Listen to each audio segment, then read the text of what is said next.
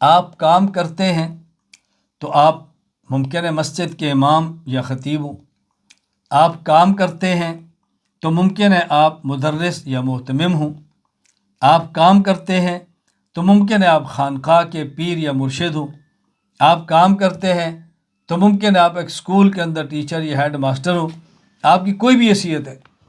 کام کرنے کے لیے ضروری ہے اس بات کو ذہن نشین فرما لیں، اگر آپ مدرس ہیں تو زمانہ طالب علمی ذہن میں رکھیں کہ جب میں طالب علم تھا تو میرے مسائل کیا تھے۔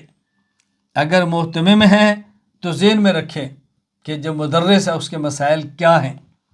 اگر امام اور خطیب ہے تو ذہن میں رکھیں جب میں امام اور خطیب نہیں محض مقتدی تھا تو مقتدی کے جذبات کیا ہوتے ہیں۔ یہ ذہن میں رکھیں گے تو کام کرنا بہت آسان ہوگا، یہ ذہن میں نہیں رکھیں گے تو کام کرنا بہت مشکل ہوگا۔ جب ہم طالب علم تھے اور پڑھنے کے لیے کسی مدرسے میں جاتے تو ہماری حالت کیا ہوتی تھی؟ ہمارا استقبال کون کر رہا ہے؟ ہمیں پانی کون پلا رہا ہے؟ ہماری رہنمائی کون کر رہا ہے؟ ہمیں کاغذ کہاں سے مل رہا ہے؟ ہمارا داخلہ کیسے ہو رہا ہے؟ وہ زمانہ ذرا ذہن میں رکھیں۔ آج اگر محتمم ہیں تو پھر آنے والے طالب علم کو سنبھالیں، مدرسے سے آئے تو اس کے استقبال کریں، اس کو قبول کریں، اس کے کھانے کا اہتمام کریں، اس کے پانی کا اہتمام کریں۔ میں بحمد اللہ تعالی اپنے ہاں مرکز اہل سنت والجماعت میں اس کا اہتمام کرتا ہوں اور اساتذہ کرام کی خدمت میں دست بدستہ ہاتھ باندھ کر یہ عرض کرتا ہوں کہ دیکھیں جن دنوں میں طلباء کے داخلے ہیں، ہمارے یہاں 11 سے 15 شوال داخلہ ہوتا ہے، 16 شوال کو سبق شروع ہوتا ہے۔ جن دنوں میں داخلے ہیں رات کھانا پکا کے رکھ دیں، بے شک دال بنائیں، بے شک عام سالن بنائیں اور روٹی بنائیں۔ رات 3 بجے بھی طالب علم آئے وہ دروازے پہ دستک دے، دروازہ کھولیں، گرمی ہے تو اس کو ٹھنڈا پانی پلائیں، اگر اس کو چائے پینی ہے تو چائے پلائیں، کھانا کھانا ہے تو اس کو کھانا کھلائیں، اس کے بعد آرام کرائیں، اشراق کے بعد اس کو دفتر چھوڑیں، پھر داخلہ اور اس کو کمرے تک چھوڑیں تاکہ آنے والے طالب علم کو تکلیف نہ ہو۔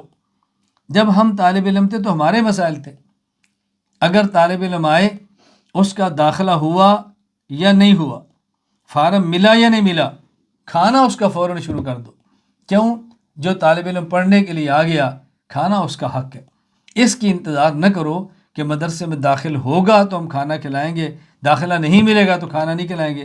بھائی ہمارا مہمان ہے، وہ ہمارے پاس آیا ہے، اس کا والد چھوڑنے کے لیے اس کو بھی کھانا کھلاؤ، اس کا بھائی آیا اس کو بھی کھانا کھلاؤ، کوئی اس کا ماموں چچا رشتہ دار اس کو بھی کھلاؤ، طالب علم کو بھی کھلاؤ، آنے والے کو بھی کھلاؤ۔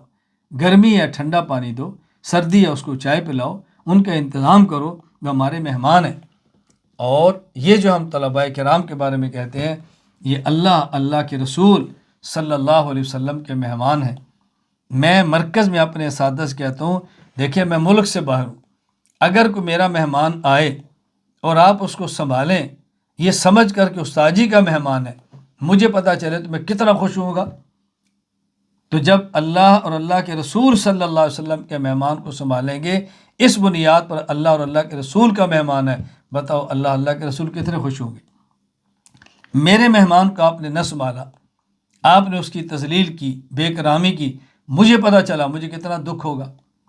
تو جب اللہ کے رسول صلی اللہ علیہ وسلم کے مہمان طالب علم کا اکرام نہیں کریں گے، اللہ کتنے ناراض ہوں گے، اللہ کے رسول کتنے ناراض ہوں گے۔